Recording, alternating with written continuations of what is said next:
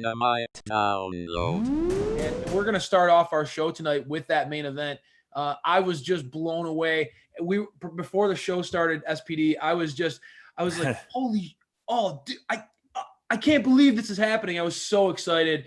I think a lot of people were caught off guard about that turn where Will Hobbs joined Team Taz.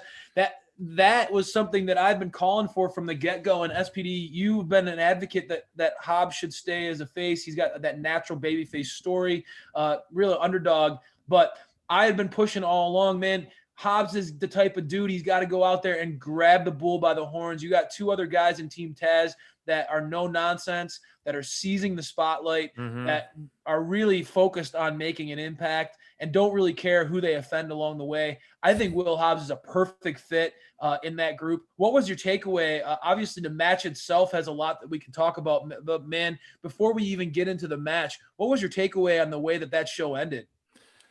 I was in awe. I honestly, my jaw dropped. I was, you were all for Will Hobbs joining Team Taz, and I was really pushing for him to stay the babyface because, I liked his story, and we all liked his story and everything. But now that this actually has happened, I am all for it. I mean, Team you look Taz, at that image, dude. whew. I know he's got that underdog story, but you look at that image. That is one scary looking dude. I don't want to get in a fight with that guy, right? Team Taz was already strong without him. Now, like we mentioned last week and the week before, with him, Team Taz is even more of a wrecking crew. Who better than Team Taz? That needs to be their new slogan, because honestly, I can't see anybody stopping them with adding Will Hobbs. You hear it every time that Brian Cage comes out to the ring. Who can stop the path of Cage? Who can stop the path of Team Taz right now? Those are they're four angry guys now, yes, including their leader, Taz. Those are four angry guys who have no problem rubbing your face and shit and reminding you that they're the top dogs. They are that. I am not for me, I would not want to be on the other side of the ring between those guys. That is a group of guys who are focused and who bring the pain. And what I love about that group, and this is what we've been talking about for weeks now, they all complement each other really, really well. They play off of each other's strengths and complement each other and fill in the cracks and the weaknesses. Ricky Starks on his own might not have as much of a threatening presence, but when you throw him out there with Brian Cage and Will Hobbs, that is going to be one scary guy who can talk the talk, right? This was something that we shared this week on social media.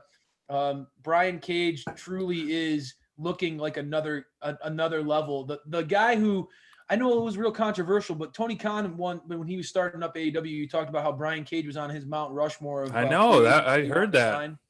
And this was an example. This is the Brian Cage that we would want to see.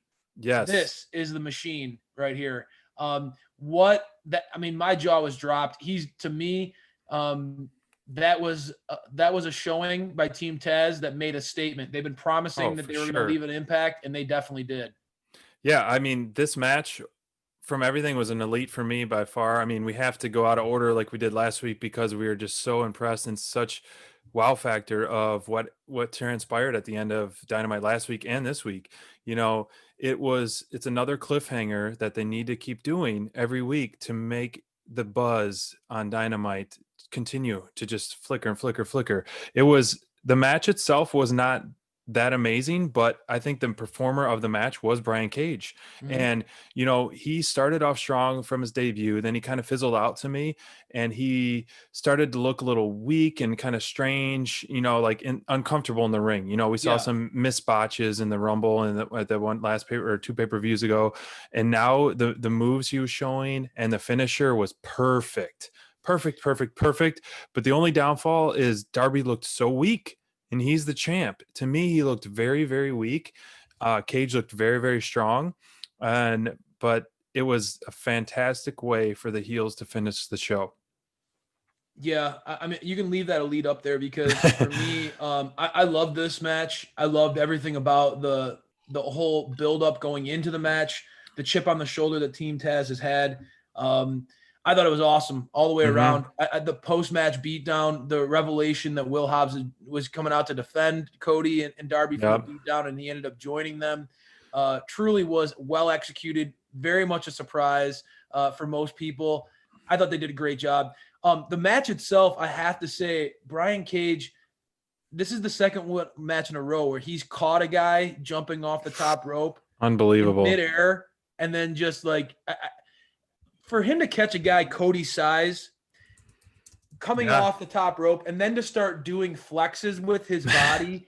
Dude, there are few people in the world who are as strong as Brian Cage, and it's about time that he shows off what he's capable of.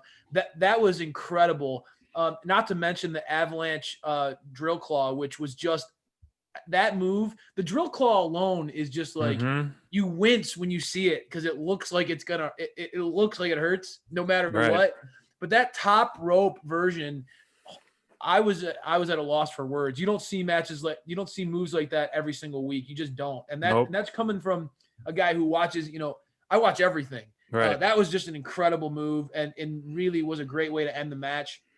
It was emphatic and a clean win, really. I mean, when you think about it, a clean, definitive win. I know that you worry about Darby. At this point, I feel like it's time that we come to terms with the fact that Darby's character is really that he's he can get he can get every bone in his body broken, but his spirit won't be broken. True. So I think that it's about time that we start to recognize that our idea of what it means to look strong is not going to apply to a guy like Darby. Darby's going to look strong by showing that he's resilient, that he has a never say die attitude, and that he simply cannot be kept down. And so I think that that's sort of where we need to approach the lens of Darby looking strong. Obviously, top rope drill claw is going to put a lot of people away, right? Yeah, that's for sure. But I felt like Darby in this instance wasn't hurt so much by the sense that, I mean, this was an emphatic showing by Team Taz, and that's what it was about, was recognizing that these guys are the top contenders for the TNT Championship, and there's going to be some real heat when all three are going for the same prize. I'm intrigued by what happens there. I hope that someone from Team Taz does dethrone Darby at some point during this feud, and I would be very happy to see this feud dragged out for, a couple months even. You throw Cody in there, you throw in another Nightmare family member, or someone we don't even know. Someone as big as maybe Ryback to feud with Brian Cage. Now that would be awesome. The big guy. More. So, I mean, do you bring in the big guy to face the big guy? I mean, there's some very intriguing storylines there, but I mean, you can go down the rabbit hole for many, many ways, but overall we agree it was a A+ way to end the show, and going forward, I think they got some really strong storylines. You got me salivating at the idea of the big fella coming in. I've been a huge Ryback fan. Well, you've always been a Ryback guy. I mean, we used to make fun of you for a long time. You've always been a Ryback fan, and I gotta say, you've been proven right over the time. You need to tweet this to Ryback, because that guy, you are a big fan of his, and I would love to see him in AEW. I know that that's a controversial statement. I know that there are some people who don't like Ryback. I think that the guy is really, if you look back at his career and what he's been able to do, I think you got to give him his just due. And I'm really excited. I would think that he would be a great addition. And yeah, you're right. Talk about right now, you look at Team Taz and you just said it. Who's going to stop them? You got a guy like Ricky Starks, and then you got two monsters. I mean, absolute behemoths. Probably the two biggest, strongest, and I love Wardlow, right? But probably the two biggest, strongest guys in AEW. I agree. On the same team, right? So there's got to be a guy that Cody's got to reach deep down and find that guy, and I think Ryback could be it. That's a great call by you. If I'm seeing into my crystal ball in the future, like I called with Pac in the Death Triangle, which we'll get to later. Yep. Outstanding storyline. I like where you're headed. I really like where you're headed, and it would be a great way to make a debut.